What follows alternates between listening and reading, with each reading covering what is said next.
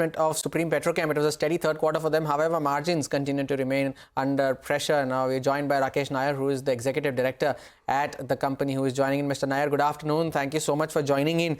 I'll start off with the margin question, right? Because historically, you've been doing margins of around 12%, but as of the first 9 months of the year, you're still in the high single-digit figure, somewhere close to 9%.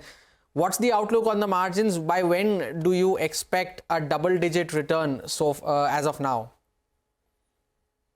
Good afternoon. In the current quarter, the margins are down as compared to the previous year because the raw material prices were on the declining trend in this quarter. The styrene monomer, which is our main raw material, the prices have dropped by almost 10%. They are now kind of stabilizing with these crude prices also going up. So they are now stabilizing. And as far as our margins are concerned, very difficult to give you a guidance on that. I can only talk about the volumes. The volumes we would be doing in the current year around 8 to 9% growth overall for all the total volumes of the company. The margins totally depend upon the international price trends because the prices get certainly determined by the landed prices and then our grades and our specialities and all that.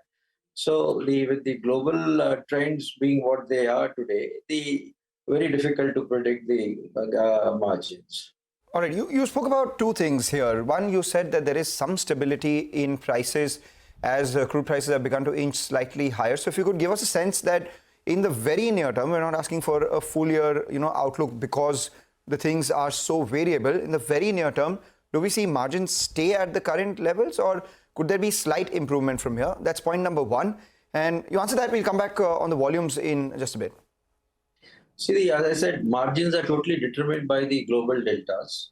The polystyrene essentially is a polymer which is again a commodity business. So the styrene prices are stabilizing with the crude prices inching up. So I expect, yes, the margins might improve a bit, but then it will be all dependent upon the global margins. Got that. And the second part is on the volumes. You said that you are hoping to end this year with 8 to 9% volume growth on an annual basis versus the last year. But, yes, despite a 21% growth in the third quarter, the requirement for the fourth quarter to even be at flat levels versus last year is 25%.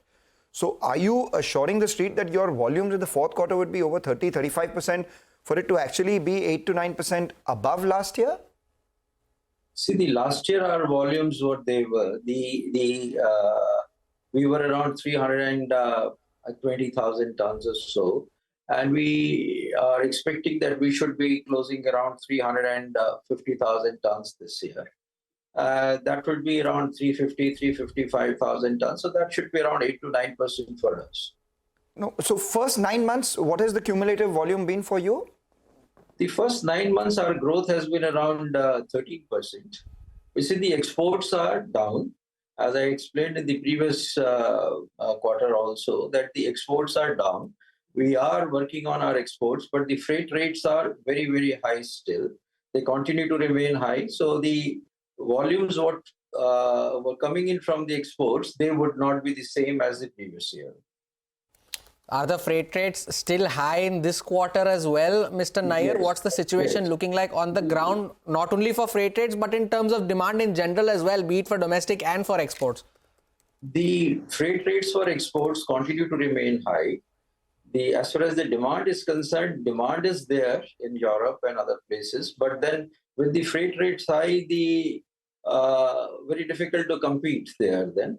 And as far as the domestic is concerned, yes, the domestic demand would continue to grow. With the OEMs doing better, the demand would grow this quarter. Right. What happens to the ABS plant, which starts in the next year? How much does that start to contribute to your overall revenues? On a full capacity basis, that should add roughly around 1,000 crores to our revenue. And you are on track to commission it by the first quarter of FY26? Yes, we are. The product would be out in the first quarter of 26. And what would be the glide path of utilization, capacity utilization there? We expect in the first year we should be doing around 50% of that. And the second year onwards, we will be fully loading the plant. And what about the Styrenics complex that you are looking to set up in Haryana, sir? The pre-project work is going on there because all the approvals, environment clearances, environment impact assessment studies and all that is going on. And we would be working on that maybe towards the end of this financial year.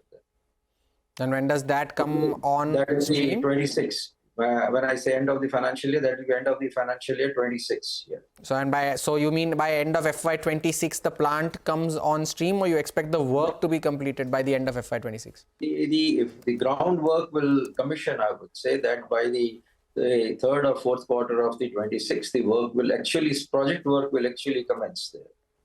All right. And final question, just before we let you go, you've given us a sense of what you're targeting in terms of volumes for this year. Would you have any early prediction for what you're looking at in the next year?